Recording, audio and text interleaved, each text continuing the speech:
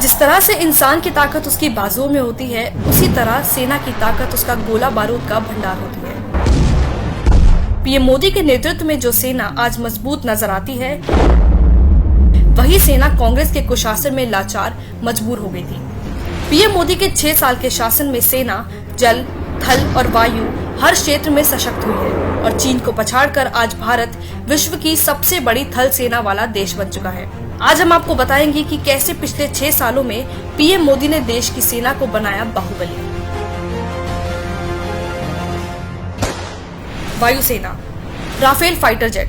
वर्षों से देश की वायुसेना को मल्टी रोल फाइटर जेट की जरूरत थी, जिसे सिर्फ मोदी सरकार ने पूरा किया और वायुसेना के लिए 36 राफेल फाइटर डील कर देश को सुरक्षित बनाया। अपाचे और चीनूक हेलीकॉप्टर। मोदी सरकार ने 2015 में बोइंग से 17,05,000 करोड़ रुपए के 22 अपाचे और 15 चीनूक हेलीकॉप्टर खरीदने का सौदा किया था। अपाचे दुनिया के सबसे अच्छे लड़ाकू हेलीकॉप्टर माने जाते हैं। कम ऊंचाई पर उड़ने की क्षमता की वजह से ये पहाड़ी क्षेत्रों में छिपकर वार करने में सक्षम है। C-17 ग्लोबल मास्टर विमान। अमेरिका की बोइंग कंपनी से मोदी सरकार ने एक और डील की। इसमें उन्होंने उनसे उनका C-17 ग्लोबल मास्टर विमान खरीदा। ये विमान किसी भी मौसम में लंबी दूरी तक बड़े लड़ाकू उपकरणों और सैनिकों को ले जाने में सक्षम है।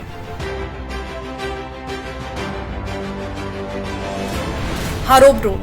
पीएम मोदी ने वायुसेना को और मजबूत बनाने के लिए 54 इजरायली हारोप ड्रोन की खरीद को मंजूरी भी दी। ये किलर ड्रोन दुश्मन के हाई वैल्यू सैन्य लक्ष्य को पूरी तरह से तबाह कर सकते हैं। थल सेना। S-400 missile defence system. S-400 missile defence system को दुनिया में सबसे अत्याधुनिक माना जाता है। पीएम मोदी 40,000 करोड़ रुपए खर्च कर इस मिसाइल डिफेंस सिस्टम की 5 रेजिमेंट को खरीदकर देश की सेना को मजबूत बना रहे हैं।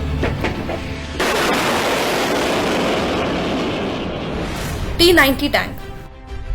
मोदी सरकार ने 464 T-90 भीष्म टैंक के लिए रूस से 13,448 करोड़ रुपए का समझौता किया, जिसके तहत नए T-90 टैंक अपग्रेड होंगे और इन्हें भारत में ही बनाया जाएगा।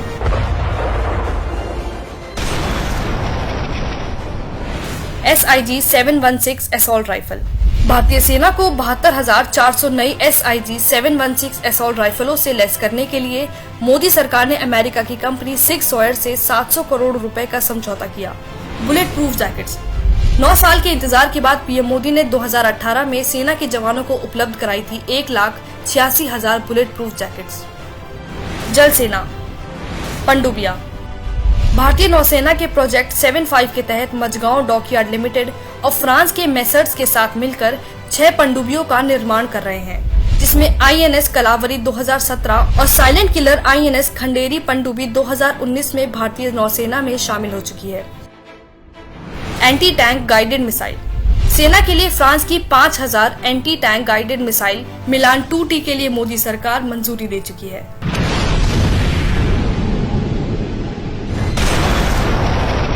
सेना को सशक्त बनाने के लिए पिछले 6 सालों में मोदी सरकार ने सेना को ये हथियार देने के साथ उनको अपना काम करने की पूरी छूट भी दी, चाहे वो दुश्मन देश को उसी के भाषा में जवाब देना हो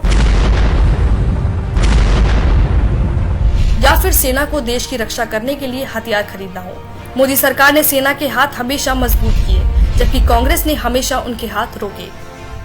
1962 में जब चीन ने भारत पर हमला किया, उस वक्त ना तो जवानों के पास ऐसे हथियार थे जो चीन के सामने टिक पाते और ना ही भीषण ठंड से बचने के लिए गर्म कपड़े थे।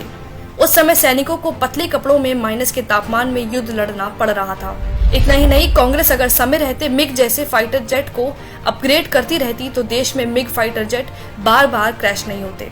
1971 से 2012 के बीच 422 मिग दुर्घटनाग्रस्त हुए, यानी हर साल 12 मिग दुर्घटनाग्रस्त हो गए, जिसकी वजह से दुर्घटना में 171 पायलटों को शहीद होना पड़ा। कांग्रेस इतनी निर्दयी हो चुकी थी कि बुलेट प्रूफ जैकेट के लिए सेना को 10 साल इंतजार करना पड़ा।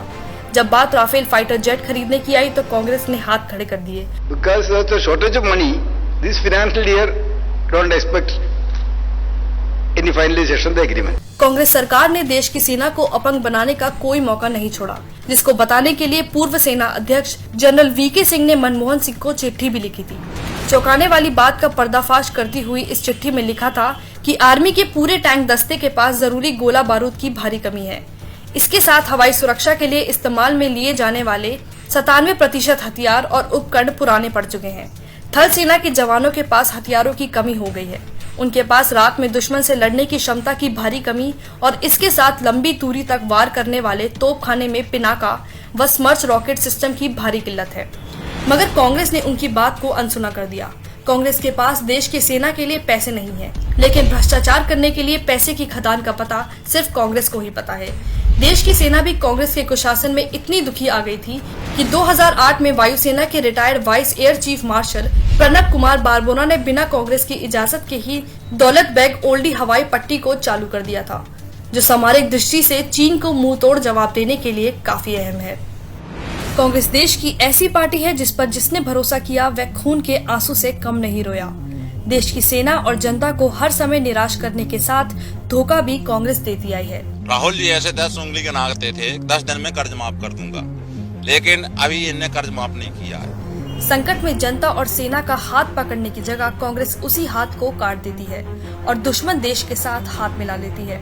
कांग्रेस सरकारों के समय में चीन बॉर्डर पर निर्माण का कार्य करता रहा और कांग्रेस किसी शराबी की तरह नशे में धुत होकर बेसुध पड़ी रही। लेकिन मोदी सरकार ने कांग्रेस की गलतियों को सुधारते हुए सीमा पर सड़क निर्माण का कार्य तेजी से किया। LAC के पास पुल और सड़कों का जाल बिछा दिया, जिसका असर ये हुआ कि भारतीय सेना चीन को उसकी भाषा में मुंहतोड़ जवाब दे पा रही है।